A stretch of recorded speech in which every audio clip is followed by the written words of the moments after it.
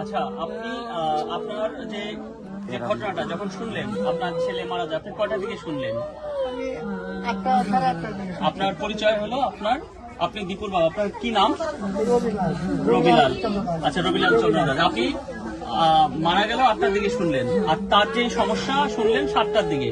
এই 1 ঘন্টার মধ্যে এই ঘটনাগুলো ঘটে গেছে। আচ্ছা, তো এই যে পুরো বিষয়টা এই আনার পরে, ওই যে মারা যাওয়ার পরে ওখান থেকে লাশ কে নিয়ে আসছিল? আমি গেছি। আপনি গেছিলেন। আপনার নাম কি? আমার সুনীল চন্দ্র দাস। আপনি কি হন তার? আমি জেলা। আচ্ছা, যখন এই যে পোড়াচ্ছিল আপনারা সামনে ছিলেন, ওখানে বসে যে আগুন দিচ্ছিল গাছে ঝুলাইয়া, ওগুলোকে ওগুলো আপনারা ভিডিওতে দেখছেন? আচ্ছা, তো শোনেন, আমি আপনাকে বলবো, আইন আপনার কি মামলা করছেন? না, মামলা কি করছে? মামলা একটা হয়েছে, এখন সেটা কে করছে?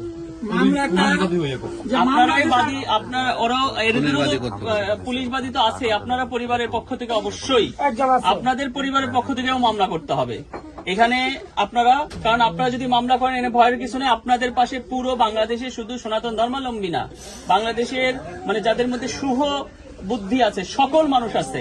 আপনার ভয় পাওয়ার কিছু নাই। এবং আপনাদের আমরা এইটুকু আপনাদের কথা দিতে পারি যে আপনাদের এই পরিবারের বা এই যে এর যে বাচ্চা, ছোট্ট একটা বাচ্চা, কয় বছর বয়সে? 1.5 বছরের বাচ্চা। এই 1.5 বছরের বাচ্চার অন্তত দায়ভার আমরা নেব, যে এর পড়াশোনা থেকে সমস্ত কিছুর খরচ আমরা বহন করব। আপনারা চিন্তা করবেন, এইটুকু আপনাদের বলে। আপনার ছেলেকে তো আমরা ফেরত নিয়ে আসতে পারবো না, বুঝছেন? কিন্তু সে যে এই যে উগ্রবাদীদের নৃশংসতায় যেভাবে মারা গেছে, আমি মনে করি যে এটা বাংলাদেশের একটা লজ্জা পুরো দেশের, এবং যারা হয়েছে তাদের দৃষ্টান্তমূলক আমরা শাস্তি আমরা চাই। তো আপনার সাথে সর্বশেষ আপনার ছেলের কতদিন আগে দেখা হয়েছে? কি বলছে আপনার সর্বশেষ? আচ্ছা আচ্ছা,